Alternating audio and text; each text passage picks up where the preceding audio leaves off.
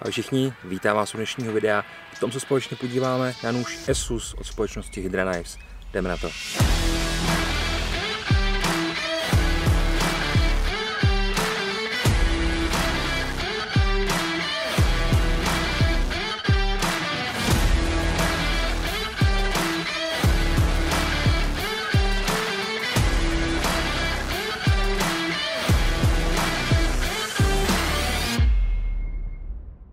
Hydra Knives je španělská společnost, která se rozhodla, že bude dělat ty věci maličko jinak. Říkám to tady po několikátý, tak se nechci úplně zdlouhavě opakovat. Nicméně mají moc pěkný unboxing, kromě samotného nože. Dostanete pěknou krabici se spoustou věcí uvnitř, což je určitě super. A samozřejmě i povedený nůž a povedený pouzdro. Dnešní nůž bude tedy Asus, ale dříve než se podíváme konkrétně na něj, tak začneme u pouzdra. Pouzdro je v tomhle případě čistě kydexový. Hydra dělá často to, že má kydexový pouzdro s takovým nylonovým závěsem. V tomhle případě je to vlastně jejich nejmenší nůž, víceméně dá se to tak říct. Kromě toho buzzardu, který je úplně malinký, tak tohle je nůž s pevnou čepelí, full tank konstrukcí a je z nich nejmenší. V tomhle případě se tedy zapomněli nebo vyprdli se na nějaký nylonový závěs a udělali to pomocí tekloku. Je tady pěkně připevněný takhle vzadu. Můžete si ho vzít, přihodit na druhou stranu a nosit to samozřejmě buď to naležato, anebo si to někde postavit a nosit to standardním způsobem, tak jak budete chtít. Co se týče pouzdra, máme tady takovou jednu pěknou vychytávku, je to adaptační šroub, který se dá posunout nahoru a dolů a podle toho vám to pouzdro bude držet buď to víc, svírat ten nůž buď to víc, jelikož je to samozřejmě samosvorný kydexový pouzdro, anebo trošku méně. Takže pak záleží na vás, kolik chcete vynaložit iniciativy k tomu, abyste z toho ten nůž vždycky vytáhli. V tomhle případě za mě opět hezky zpracovaný, líbí se mi, kterým nebo jakým směrem v tomhle případě Hydra přemýšlí. No, pojďme odložit to pouzdro, ať už je jakkoliv hezký, a podíváme se na samotný nůž. Jak jsem tedy říkal, jedná se o nejmenší model, tedy jakoby nejkratší. 23,5 cm, 12,5 cm má rukojeť, 11 cm má potom ta čepel jako taková, hmotnost 370 gramů, což je taková standardní hmotnost, výška té čepele je 33 mm, cena potom něco kolem 5000, to 4990 korun, samozřejmě záleží, kdy se na něj budete koukat.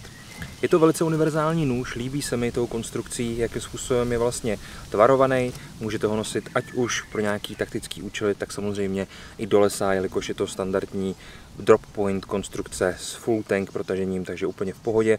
No a když to takhle už se tady odhalujeme, pojďme se podívat přímo na tu čepel, řekneme si nějaký materiál a tak dále. Jak jsem říkal, délka tedy 11 cm, máme tady výšku 33 mm, tloušťka, myslím si, že to je něco kolem 4 mm, nahoře takhle pěkně vroubky, abychom si tam mohli zapřít tu ruku, ten palec a dělat s tím třeba něco malinko jednoduššího nebo nějakou preciznější práci, anebo samozřejmě, když potřebujeme hodně zabrat třeba při nějakým prořezávání nebo něčím takovým. Drop point konstrukce, to už jsem nám říkal, pěkně se nám to takhle stahuje dolů. Máme tady čepel jednoduchou, jednosečnou, vzadu pěkný brusný choil, který nám potom usnadňuje to dobrušování toho nože jako takového. Povrchovka je tady zvolená black powder coating, který po nějaký době začne vlastně při té různé manipulaci a při té práci s tím nožem jako takovým začne nám vyrábět takovou jemnou patinu, která se mi na nožích líbí, takže to tady vůbec nevidím jako mínus. Dále, co je důležité tady zmínit, že na rozdíl od nožů, jako je například noktem nebo podobné kousky, tady máme plochý výbrus a ne dutej. Plochý výbrus v tomhle případě u univerzálního nože téhle velikosti a tomu vlastně k čemu to má sloužit, tak za mě není vůbec problém. Pochopitelně, i kdyby tady byl dutej, tak je to v cajku, ale ten plochej tady člověk určitě ocení. Co do materiálu té čepele, tak tady máme Neolox SB1, což je výborná německá ocel, která vlastně spojuje tak trošku přednosti uhlíkových ocelí spolu s nerezovkou, takže je velmi řezivá, krásně drží tu fazetu, ale zároveň je velmi odolná vůči korozi. Máme tady, oni to vlastně přirovnávají, že to je vlastně kombinace takový D2 s nějakou velmi dobrou nerezovkou. D2 je samozřejmě parádní ocel, i tady máme zhruba 1% uhlíku, máme tady molybden, máme tady niob, máme tady podobné legury, což nám vlastně potom dopřává, samozřejmě chrom, který nám potom dopřává to, že je to za prvý velmi odolný vůči korozi a za druhý to potom krásně právě drží tu fazetu jako takovou. Myslím si, že to je právě niob, který potom přispívá tomu, že to zrno, že ta konstrukce vnitřní toho nože je opravdu jemná a díky tomu ta fazeta toho vydrží opravdu hodně a je taky především díky tomu opravdu velmi řezivá, podobně jako je to například u těch uhlíkových ocelí nebo u těch nástrojovek jako takových. Tak, pojďme opustit tu čepel a pojďme se vrhnout na střenky, na konstrukci vlastně té rukojeti.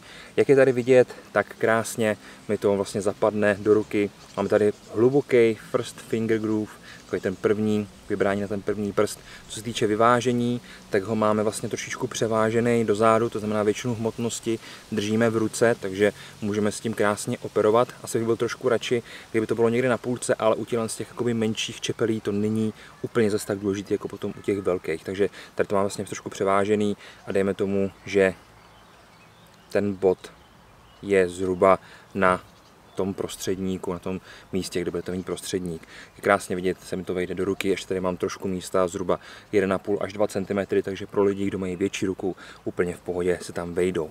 Co do materiálu, G10, která je podložená pěknou oranžovou barvou, to se mi líbí, jelikož když vám ten nůž někde spadne, tak ho díky tomu poznáte, nebo uvidíte ho někde a zároveň je to takový pěkný designový prvek, mají to u víc nožů, což tady v tom případě oceňuju.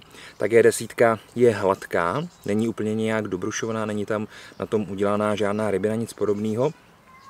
Ale ničemu to nevadí, ve výsledku díky ergonomii té rukojeti, díky té anatomii, jak je to udělaný, tak se vám to nevysmekne z té ruky. Za mě úplně v pohodě, co se týče držení na revers, tak taky naprosto v cajku. Zároveň se nám maličko, když se podíváme na to 3D tvarování, tak se nám jako maličko tady svažuje, tady máme uší tu rukojeť, je to zase kvůli tomu, že to mohli třeba chytnout a trošičku s tím něco sekat. Zároveň potom tady úderná plocha a průvlek na parakord, abychom si to mohli zajistit na zápěstí, když s tím budeme dělat nějakou trošku těžší práci. Koho zajímá, k čemu je ten otvor tady, zase může to být nějaký parakord, něco podobného. Za mě možná trošku designovka, jelikož třeba nůž Hawkeye to má taky jenom trošku víc prodloužený. Tak přátelé, nůž Asus, co na něj říkáte? Za mě opravdu hezký, drobnej, poměrně dost skladný nůž, který potom v kombinaci samozřejmě s tím pouzdrem můžete nosit i na plocho, záleží, jak vám to bude vyhovovat, přehodit se na pravou levou ruku, nebo nosit to standardně, jak budete chtít. Takže jo, nevidím v tom žádný problém, nevidím v tom nic, co by tady ten nůž mělo brzdit. Děkuji moc za vaši pozornost, mějte se krásně, já se na vás budu těšit někdy příště u dalšího videa. Ahoj.